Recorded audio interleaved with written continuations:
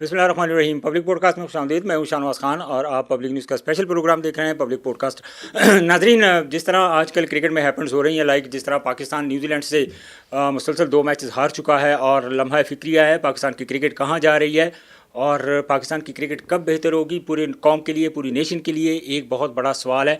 और एक्चुअली क्या वजूहात थी जिसकी वजह से हमारी जो क्रिकेट का जो मयार है वो इतना गिर चुका है कि हम किसी भी टीम के ख़िलाफ़ खेल रहे हो तो हमें पहले ही बहुत हम कॉन्फिडेंट होते हैं कि हम शायद ये मैच ना जीत पाएँ।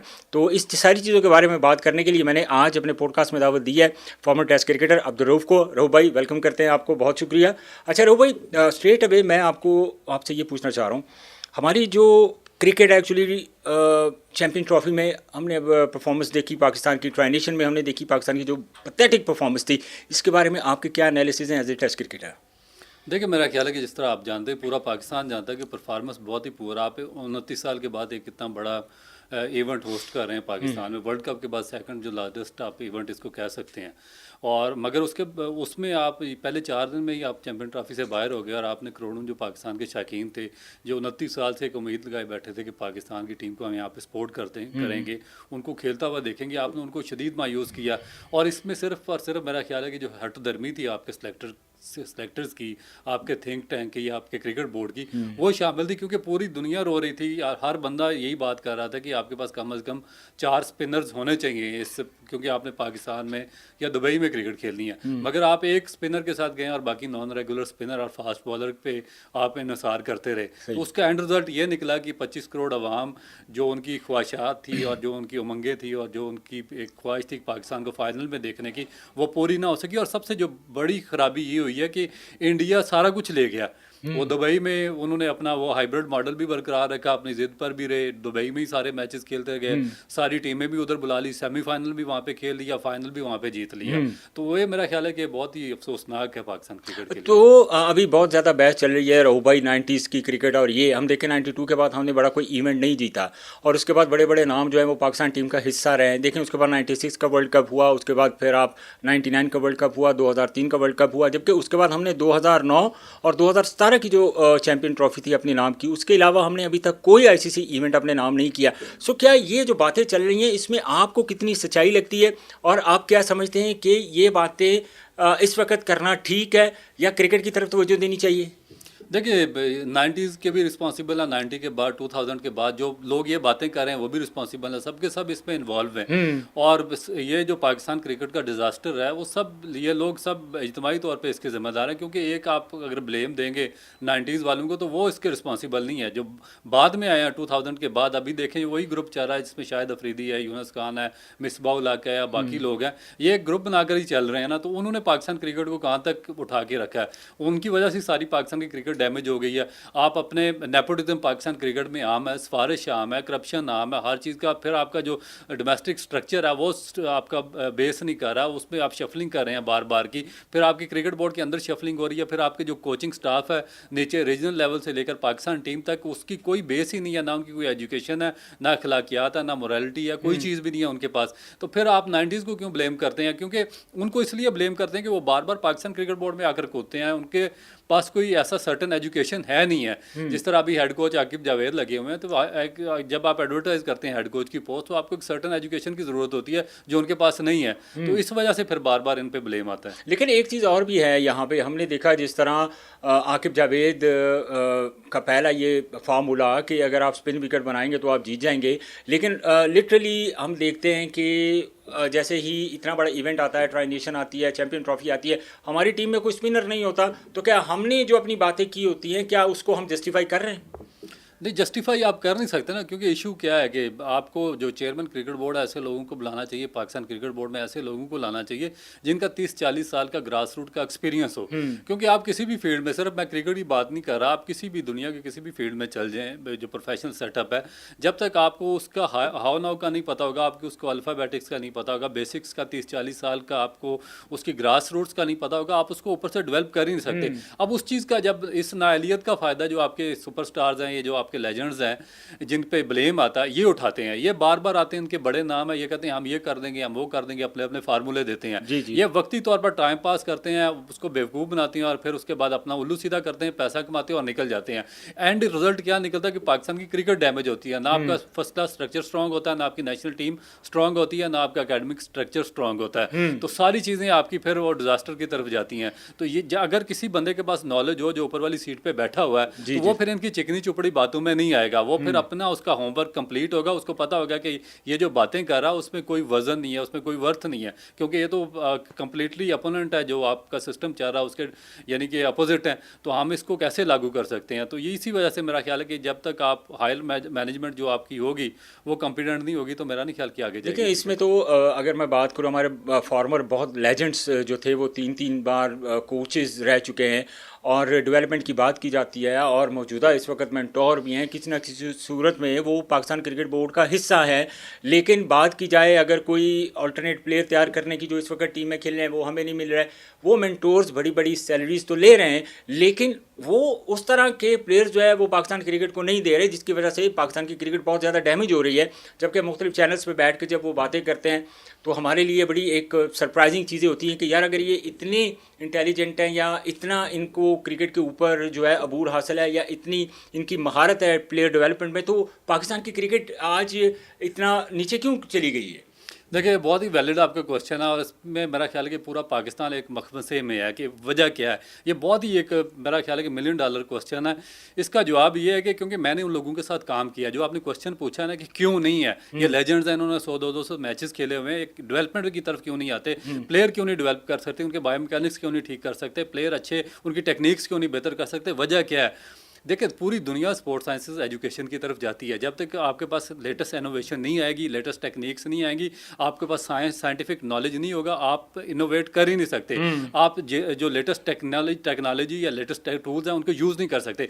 मैंने इन लोगों के साथ काम किया हुआ है, जो ये जिन लोगों के आप सुपरस्टार्स ने नाम लिए, इनको मैं आपको हल्फन कहता हूं कि इनको क्रिकेट की कोचिंग की अल्फ बे का भी नहीं पता, क्योंकि ये मैं इनकी अंडर कोचिंग रहा हूं। इन्होंने एक कोच आया वकार यूनुस, उसने कहा सारे मेरी तरफ साइड आर्म बॉलिंग करना शुरू हो जाए। उसका रिजल्ट क्या निकला? किसी का घुटना खराब हो गया, किसी की कमर खराब हो गई। दूसरा आकिब जावेद आया, उसने कहा सारे ब्रैटली की एक्शन से बॉलिंग करें, तेज बॉलिंग करें। जो मीडियम पेसर थे उनको भी उसने कहा ब्रैटली की एक्शन से बॉलिंग करें। उसका रिजल्ट क्या निकला? उनकी सीम स्विंग सारा कुछ खत्म हो गया। आप कैसे एक फ्रंट ऑन बॉलर को, साइड ऑन बॉलर को, या आपके जो मिक्स एक्शन वाला बॉलर है उसको कैसे आप साइड ऑन पे कर सकते हैं किसी दूसरे के एक्शन के साथ? इसका मतलब है इनमें कोई कॉम्पिटेंसी नहीं है, इनमें कोई नॉलेज नहीं है। आप देखें कि मेरा और आपका, हम यहाँ पे 3-4 बंदे बैठे हुए हैं, तीनों का जो स्केलेटन सिस्टम है, अपना जो आपका ढांचा है वो डिफरेंट है, उनके हड्डियों की साख डिफरेंट है, किसी की छोटी है, किसी की बड़ी है, किसी की ऊपर है, किसी की नीचे है। जब तक आपको एनाटॉमी का नॉलेज नहीं होगा, आपको पास साइंटिफिक नॉलेज नहीं होगा, आप बायोमैकेनिकली उसको सही कर ही नहीं सकते। आप गधे और घोड़े को एक ही तरीके से आंकेंगे, उसका रिजल्ट ये निकलेगा कि वो ब्रेकआउट हो जाएगा। जो अभी आपकी सारी फास्ट बॉलिंग सफ़र कर रही है, आपके पास नेचुरल टैलेंट आता है, आपके पास 15-20 बच्चों की लाट आती है जो नेचुरल टैलेंटेड होते हैं, मगर एंड ऑफ द डे सारे ज़ाया हो जाते हैं, सारे अपनी स्पीड खो देते हैं। पूरी दुनिया इस वक्त ये क्वेश्चन पूछ रही है कि क्यों वो अपनी पेस और ये फिटनेस को वो क्यों खो रहे हैं, क्यों उनकी डिक्लाइन आ रहा है इस चीज़ में। उसकी वजह ये आपका इलिटरेट कोचिंग स्टाफ है, जो पाकिस्तान की नेशनल अकेडमी में पाकिस्तान क्रिकेट टीम के साथ और रीजनल लेवल पे काम कर रहा है, जिनको साइंटिफिक नॉलेज है ही नहीं है, वो ठीक करवा ही नहीं सकते। इसी वजह से उनकी बेसिक ख़राब है। जब उनकी बेसिक ख़राब होती है तो उनका सारे का सारा सिस्टम आउट हो जाता है और पेस उनकी डिक्लाइन शुरू हो जाती है। अच्छा, इसमें एक और भी बड़ा इंटरेस्टिंग क्वेश्चन ये है कि हमने देखें जब आकिब जावेद कोच बने तो उन्होंने टेस्ट मैच में इंग्लैंड के ख़िलाफ़ उन्होंने शाहीन अफरीदी को रेस्ट करा दी, बाबर आजम को टीम से निकाल दिया, नसीम शाह को निकाल दिया, वहाँ हम मैच जीत गए।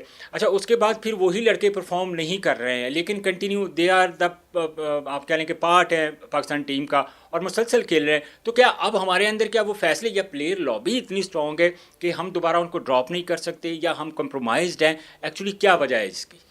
देखिए हमारे एक तो हमारी लॉन्ग टर्म प्लानिंग ही कोई नहीं है। हमारे पास विजन है, हमने पिछले 10 साल में कौन सी प्लानिंग पे काम किया? हमारे पास किसी की रिप्लेसमेंट नहीं है। हमारे पास लेफ्ट आर्म स्पिनर नहीं है, हमारे पास राइट आर्म लेग स्पिनर नहीं है, हमारे पास ऑफ स्पिनर नहीं है, हमारे पास मिडल ऑर्डर नहीं है, लोअर मिडल ऑर्डर नहीं है, हमारे पास ऑलराउंडर नहीं है, हमारे पास ओपनिंग नहीं है। आप चैंपियन ट्रॉफी जैसा मेगा इवेंट खेलने गए, आपके पास ओपनर नहीं थे। आप उधर चले गए इंडिया में खेलने के लिए वर्ल्ड कप, आपके पास स्पिनर नहीं थे।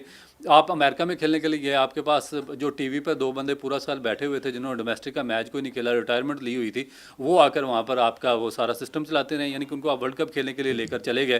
तो जब आप इस तरीके से टाइम पास करेंगे, फिर दूसरा देखें, ये जो जिन लोगों को आपने बात की है ना कि ये इन्होंने ऑक्यूपाई किया, आप देखें कि इन्होंने किस तरीके से किया। मिसबा उल हक को शहरयार खान ने कमेटी में डाला था, जी जी, क्रिकेट कमेटी, क्रिकेट बेहतर करने के लिए। उसने साजिश की या मिकी आर्थर के खिलाफ, उसने मिकी आर्थर को सैक करवाया और खुद उसकी जगह पे वो हेड कोच लग गया। ये इनकी, उसके बाद आपका वहाब रियाज है, कभी वो मैनेजर बन जाता है, कभी हेड कोच बन जाता है, कभी वो खुद प्लेयर बन जाता है, कभी क्या बन जाता है, एक जगह से फेल होता है वो दूसरी जगह चला जाता है। उसके बाद वकार यूनुस 6 दफ़ा का फेलियर है, बार बार वो आ जाता है।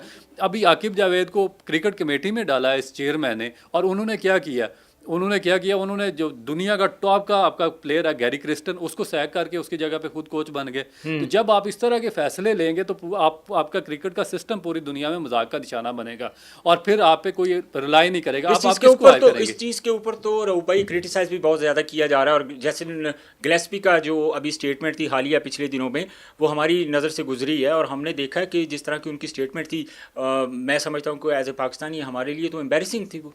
बिल्कुल एम्बैरेस। देखिए ना, आपने तीन दुनिया के टॉप के कोचेस हायर किए हैं पिछले 3 अरसे में, फॉरेनर कोचेस।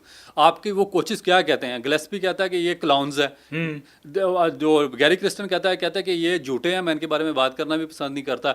मिकी आर्थर का परसों स्टेटमेंट आपके सामने है, उसने कहा जी कि ये अपने दुश्मन पाकिस्तान के ये खुद हैं, ये अपने उसी शाख को काट रहे हैं जिस शाख पे ये खुद बैठे हुए थे। इनको पता ही नहीं सिस्टम को आगे रन कैसे करना है। तो ये तो आपकी दुनिया की आपके बारे में राय होगी, ये मैं नहीं कह रहा, ये तो ऑन रिकॉर्ड स्टेटमेंट्स हैं इन सब। तो इसका मतलब है फिर जो हमारी पॉलिसीज हैं, हम कोई ओवरसीज कोच हमारे पास नहीं आएगा। अब अगर आप गैरी क्रिस्टन जैसे कोच के साथ आप 2 महीने नहीं चल सके, 2011 तो कौन आएगा आपके पास? वर्ल्ड चैंपियन था इंडिया जब वो कोच थे। और आप देखिए कि उनका फॉल्ट क्या, कोई फॉल्ट नहीं यार। आपने जो एक मस्करों की सिलेक्शन कमेटी बनाई थी, उन्होंने तो 15 दिन पहले चार्ज लिया था, जो आपका वर्ल्ड कप अमेरिका में हुआ था, T20 वर्ल्ड कप, उससे 10-12 दिन पहले उन्होंने चार्ज लिया था। सिलेक्शन कमेटी आपकी जो मेजर फॉल्ट है वो है वहाब रियाज है, मोहम्मद यूसुफ, अब्दुल रज़ाक, और ये लोग हैं, ये 5-6 मस्करे बैठाए हुए थे। आपकी प्रेस कॉन्फ्रेंस में थे जब वर्ल्ड कप से पहले लोगों ने कहा कि आपने फिटनेस कंप्रोमाइज़ किया, आपने मेरिट कंप्रोमाइज़ किया, आपने रिकॉर्ड कंप्रोमाइज़ किया, तो उन्होंने वहाँ पे जुगतें लगानी शुरू कर दी। वो टीम उन्होंने सेलेक्ट करके उसके मत्थे मारी है अपने गैरी क्रिस्टन के, और तो वहाँ पे अगर 2 मैचेस में आपको शिकस्त हुई है तो आपने अपने इन लोगों को बचा लिया, और सारा इल्ज़ाम आपने गैरी क्रिस्टन पे डाल दिया, और दुनिया का super duper highly educated coach आपने 2 महीने के अंदर फारिग कर दिया। तो दुनिया में कहाँ पे इस तरह के सिस्टम। अच्छा रो भाई, इसके साथ अब ये इस बात को मैं ऐड करूँ, पाकिस्तान ने अब ज़ाहिर है जिस तरह हमारी एक बैड परफॉर्मेंस थी, पैथेटिक परफॉर्मेंस थी हमारी चैंपियंस ट्रॉफी में, ट्राई नेशन में, हमने लिटरली ज़ाहिर है थोड़ा सा एक तो ये कहते हैं कि हमें मीडिया को कोई प्रेशर नहीं है, कोई क्रिटिसाइज़ करता है तो करता रहे, हमें कोई फ़र्क नहीं पड़ता, डजेंट मैटर। अच्छा, ये सारी चीज़ों के बाद जब न्यूजीलैंड का टूर आता है, तो न्यूजीलैंड के टूर के लिए हमने T20 के लिए यंगस्टर्स को जो है ना वो टीम में शामिल किया। पहला मैच 91 पे हम आउट हो गए, दूसरा मैच वो भी हम हार गए, 5 मैचेस की ये सीरीज़ है। तो क्या हम प्रेशर ना लेते हुए भी प्रेशर ले रहे हैं कि इतनी मुश्किल टूर में आपने नए लड़कों को आपने डेब्यू करवा दिया, आप उनकी जो फ्यूचर से खेल रहे हैं, आप नहीं समझते? देखिए, इनको जब आप प्लानिंग नहीं करते हैं ना, जब आप एक पॉलिसी पे नहीं चलते, आपका कोई विजन नहीं होता, तो फिर इसी तरीके से डिजास्टर्स होते हैं। आपके हॉकी का डिजास्टर आपके सामने है, स्क्वैश का हुआ है, सारी स्पोर्ट्स का आपके सामने हुआ है, तो ये भी अब उसी तरफ आपको लेकर जा रहे हैं। ये क्या कर सकते हैं? देखिए, जो इनकी आउट ऑफ फॉर्म प्लेयर्स हैं उनको ये कैरी कर रहे हैं। आपके 2 ग्रुप बने हुए हैं मीडिया के। मैं तो सबसे ज़्यादा इस चीज़ पे, चलो नॉर्मल पब्लिक तो बात करती है तो करती रहे, आपके जो टॉप क्लास मीडिया जर्नलिस्ट हैं वो भी लॉबिंग कर रहे हैं। आपके जो लेजेंड्स बैठे हुए हैं टीवी पे वो भी लॉबिंग कर रहे हैं। भाई, अगर आपका एक जितना मर्जी बड़ा लेजेंड या प्लेयर है, अगर वो परफॉर्म नहीं कर रहा है 1 साल से 2 साल से, तो उसको साइड पे करें भाई, उसकी रिप्लेसमेंट ढूंढें। अगर जो स्ट्रॉन्ग स्ट्रक्चर होते हैं वो इसी तरीके से आपके वो चलते हैं, जो इदारे मजबूत होते हैं।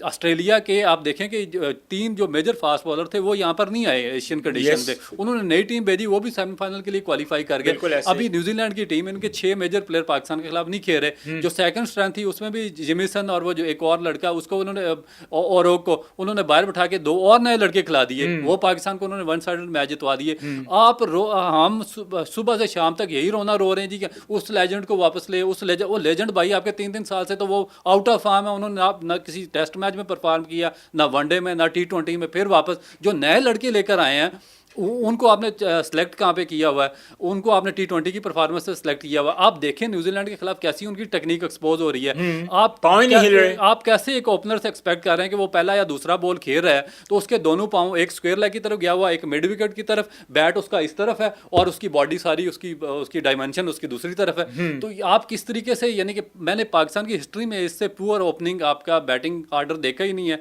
जो ये, क्योंकि बेसिकली तो वो एक स्लोगर टाइप लोग हैं। तो और स्लोगर्स कभी भी आपको चाहे T20 या T10 भी हो वो भी नहीं जितवा सकते। जो आपने 2009 का वर्ल्ड कप जीता यूनुस खान की कैप्टनसी में, 2008 में मेरा ख्याल है, उसमें मुझे बताया कि कौन सा स्लोगर पाकिस्तान टीम में था, एक भी नहीं। आपके जो यूनुस खान था, शाहिद अफरीदी था, अब्दुल रज़ाक था, उसमें कामरान अकमल, मिसबाह हक, शोएब मलिक, ये सारे 7-8 बंदे, ये सारे 150 मैच किसी के फर्स्ट क्लास के, किसी के 200 मैच, कोई 100 टेस्ट मैच खेला हुआ, कोई 80 टेस्ट मैच, किसी ने 200 वनडे मैच खेले हुए। ये तो सारे प्रॉपर प्लेयर थे। इन्होंने आपको T20 वर्ल्ड कप खिलाया और जितवाया, और उसके बाद अभी आप क्या कर रहे हैं, आप अभी स्लोगर भर्ती कर रहे हैं और T20 की परफॉर्मेंस पे भर्ती कर रहे हैं। तो फिर आप सोचते हैं कि ये आपको न्यूजीलैंड में, ऑस्ट्रेलिया में या अच्छी जगह पे रिजल्ट प्रोड्यूस देखिए पहले मैच में तो ये लोग जिस तरह वो हारे 91 पे, पूरी टीम आउट हो गई, तो साथ ही ये देखें ये चीज़ें भी तो हमारे सामने आनी शुरू हो गई ना रघु भाई, कि उन्होंने कहा जी बाबर आजम को ड्रॉप क्यों किया है जी, रिजवान को क्यों ड्रॉप किया गया है जी। आज हारिस रऊफ की मैं प्रेस कॉन्फ्रेंस देख रहा था, वो कह रहे थे कि जी बहुत सारे लोग चाहते हैं कि मैच हम लोग हारे और हमारे ऊपर जो है वो क्रिटिसाइज़ करें। सो क्रिटिसाइज़ तो तभी होता है जब आप अच्छा परफॉर्म नहीं करते। अब हमारा एक्चुअली विज़न क्या है, हमें तो हमारा तो गोल ही सेट नहीं हो रहा कि हमारा गोल क्या है जिसको हमने अचीव करना है। मतलब इस तरह तो किस तरह पाकिस्तान की क्रिकेट ठीक होगी रघु भाई? मेरा नहीं ख्याल पाकिस्तानी क्रिकेट अब आगे और बद से बदतरीन हालात के, क्योंकि जिस क्रिकेट बोर्ड को ये नहीं पता कि हमने डोमेस्टिक में बॉल कौन सा यूज़ करना है, जो हर 1-2 महीने बाद बॉल चेंज कर लेता है, वो कैसे इंप्रूवमेंट कर सकता है। आपकी सीरियसनेस देखें, आपका सबसे मेजर जो आपका जो ग्रास रूट है, आपका जो डेवलपमेंट का बेसिक प्लेटफॉर्म है, वो आपका है domestic cricket, first class cricket. उस पर आप कितना सीरियस हैं? आप 3 दफ़ा तो आप सीज़न को शफल कर चुके हैं।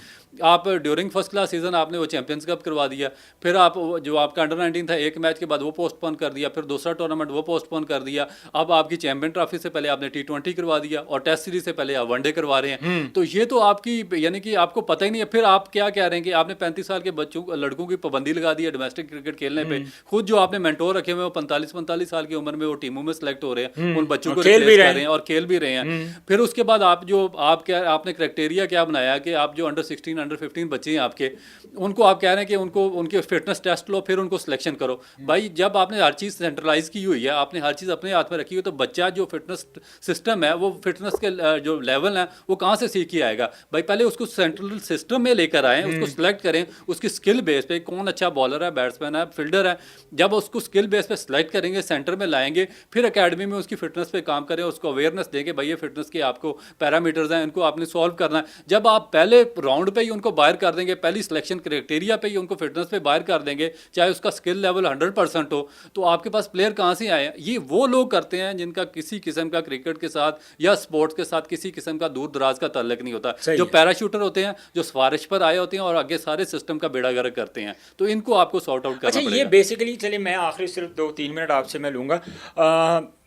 रो भाई, ये हमारी एक्चुअली जो क्रिकेट है, क्या हमारा उस वक्त का फ़ैसला जब हमने जैसे अभी हम बात भी कर रहे थे कि सरफराज को कप्तानी से हटाना, उसके बाद बाबर को कप्तान बनाना, फिर बाबर को हटाना, फिर शाहीन को कप्तान बनाना, फिर बाबर को कप्तान बनाना, और उसके बाद क्या हमारे ड्रेसिंग रूम का माहौल ख़राब हुआ? हमारी टीम के अंदर क्या ग्रुपिंग हुई? क्या हमारी टीम उस टाइम से लेके अभी तक स्टिल नीचे जा रही है, स्ट्रगल कर रही है? आप समझते हैं? नहीं, मेरा नहीं ख्याल, क्योंकि ये तो लेम एक्सक्यूजेज हैं। क्योंकि जब आप पाकिस्तान के लिए खेल रहे होते हैं, ग्राउंड में जाते हैं, तो आपने अपना 100% देना होता है। आप देखिए कि बाबर आजम को कितनी अपॉर्चुनिटी मिली, उसके बाद 50 मैच वो खेल गया, आउट ऑफ फॉर्म है। आपकी शान मसूद को तो कोई प्रॉब्लम नहीं थी, वो भी तो 17 टेस्ट मैचेस खेल गया 15 की एवरेज के साथ, तो वो तो किसी सिस्टम के साथ नहीं था। तो ये तो आपका ओवरऑल एक फेलियर है। फिर जो आपके फास्ट बॉलर्स हैं, जो आपको मेजर मैचेस जितवाया करते थे, उनके सारे बॉडी कंपोजिशन ही चेंज है, उनके बायोमैकेनिक्स ही रॉन्ग है। वो सारे अवे ऑफ द स्टंप जाके बॉलिंग करते हैं। दुनिया का एक बॉलर बताएं जो 3 फॉर्मेट खेलता हो अवे ऑफ द स्टंप्स, तो इसका एंड रिजल्ट क्या निकलेगा? एक आध मैच में परफॉर्म करेंगे, 10 मैचेस में फेल होंगे, जो वो कर रहे हैं।